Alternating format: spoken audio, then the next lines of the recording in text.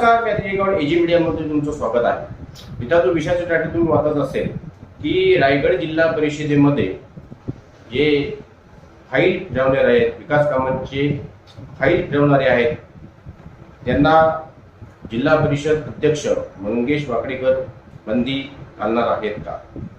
File फिरवणाऱ्यांबद्दल जनतेचे काय विचार आहेत ते तुम्ही तुमच्या स्क्रीनवर बघू शकता। मित्रांनो, मागे एक मी पोस्ट टाकली होती, कालच मला वाटते पोस्ट होती, आता तुम्ही वाचू शकता।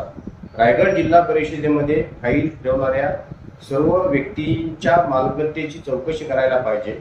यांच्याकडे एवढी संपत्ती आली कशी, त्यांच्या उत्पन्नाचं माध्यम काय आहे? मित्रांनो, त्याच्यावर तुमच्या स्क्रीनवर बघू शकता की जनतेने काय कमेंट केलेले आहेत माझ्या फेसबुक पोस्टवर। संदेश ठाकूर आहेत, त्यांनी लिहिलंय, सर्व चोर भरलेले अधिकाऱ्यापासून नेत्यापर्यंत सगळे चोर आहेत, म्हणून प्रत्येक कामात घोटाळा कमिशन, म्हणून तर काम चांगलं होत नाही आणि प्रत्येक जिल्ह्यात होत आहे। दुसरे आहेत मानसी वर्तक, त्यांनी लिहिलंय, जनतेचे प्रश्न बाजूलाच राहिले, रस्त्यांची अवस्था आता सर्वीकडे, रस्त्यांची अवस्था बघा, सर्वीकडे गढूळ पाणी येत आहे, जे नागरिकांच्या आरोग्याला धोकादायक आहे, त्यावर काहीच उपाय करत नाही, स्वतःचे खिस्से मात्र करतात। वेद दातार आहेत, त्यांनी लिहिले, देणारे जोपर्यंत देत आहेत तोपर्यंत घेणाऱ्यांचे हात भीक घेण्यासाठी पुढेच असतात। वेद खारकर यांनी लिहिलंय, फाईली कोणाच्या आशीर्वादावर फिरतात त्यांची पण चौकशी करा। अरुण गुंडले आहेत, त्यांनी लिहिलंय, गायकवाड साहेब किती तक्रार करा, पुराव्यासह आम्ही आमचे गटविकास अधिकारी यांच्याकडे केले तक्रार, तरीही कारवाई होत नाही।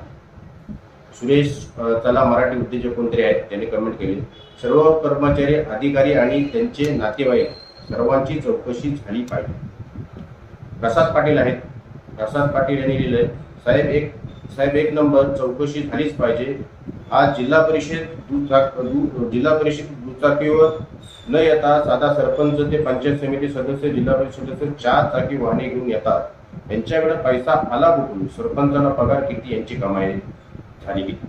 तर मला मंगेश वाकडेकर साहेबांनी जर हा माझा व्हिडिओ बघितला तर निश्चितच जनतेचे काय विचार आहेत ते तुम्ही बघू शकता।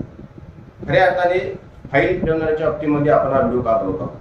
मित्रांनो, जेवढी विकास कामं, सरकारी विकास कामं कशी होतात हे तुम्हाला चांगल्या पद्धतीने माहिती आहे। सरकारी विकास कामांसाठी ग्रामपंचायतीचे ठराव, त्याच्यानंतर मागणी पत्र, दाखले, अशा सगळ्या गोष्टी झाल्याच्या नंतर त्याचं जे एस्टिमेट बनतं, त्याच्यानंतर त्याची प्रशासकीय मान्यता बनते, प्रशासकीय मान्यता झाल्यानंतर त्याची वर्क ऑर्डर होते, आणि ती वर्क ऑर्डर झाल्याच्या नंतर संबंधित जो कोणी ठेकेदार असेल तो त्या काम करून घेतो, आणि त्याच्यानंतर ती जी काही फाईल असेल सरकारी फाईल, ती प्रत्येक जो कोणी संबंधित अधिकारी असेल त्याच्याकडे जाते, आणि असं करून फायनल त्यांचं बिल होतं। परंतु मित्रांनो, या सरकारी फाईल ज्या फिरवण्यासाठी सरकारचे शिपाई असतात, ते शिपाई हे काम करत नाहीत, तर सरकारी फाईली ह्या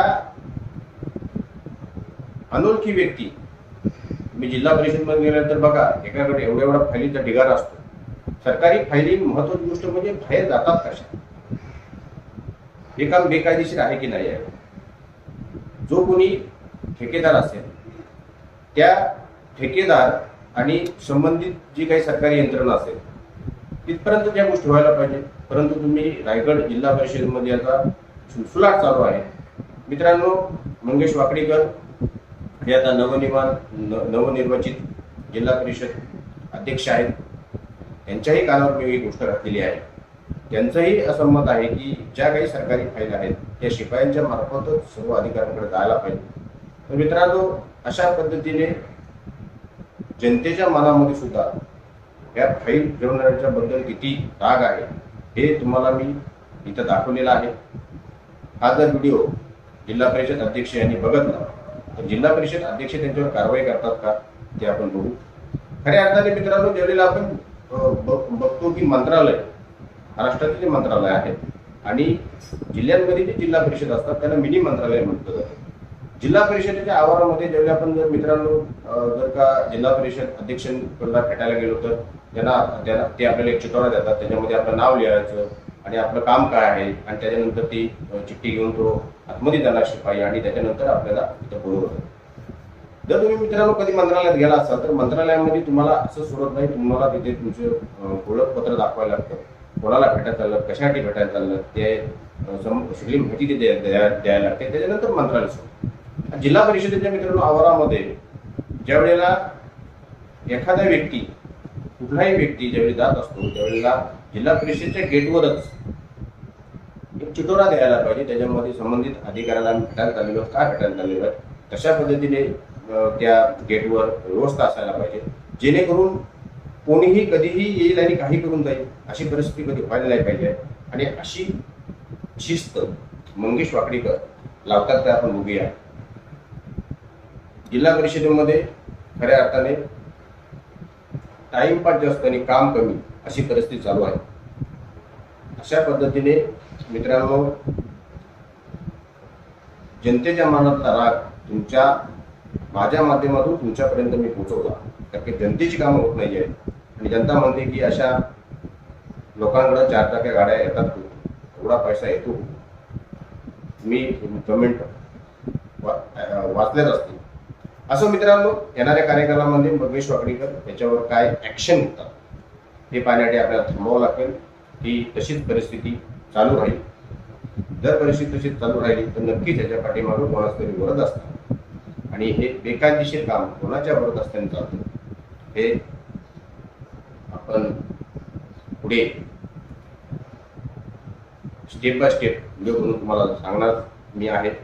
जिल्हा परिषदेची जी परिस्थिती आहे तीच अलिबागच्या पंचायत समितीमध्ये सुद्धा आहे. पंचायत समितीमध्ये पण असाच रूप व्हायला पाहिजे. त्याबाबत आपण पंचायत समिती सभापती यांना त्यांच्यासाठी पण एक वेगळा व्हिडिओ बनवूच, परंतु आज जिल्हा परिषदमध्ये ते फाईल फिरवणार आहे. जसे पंचायत समितीमध्ये पण फाईल फिरवणे असतात, आज जिल्हा परिषद फाईल फिरवण्यासाठी हा व्हिडिओ बनवलेला आहे. तुर्तास मित्रांनो इथेच थांबतो. मंगेश वाकडीकर न्यायालयात घ्या. जर काम आवडलं असेल तर लाईक करा, शेअर करा, सबस्क्राईब करा. धन्यवाद.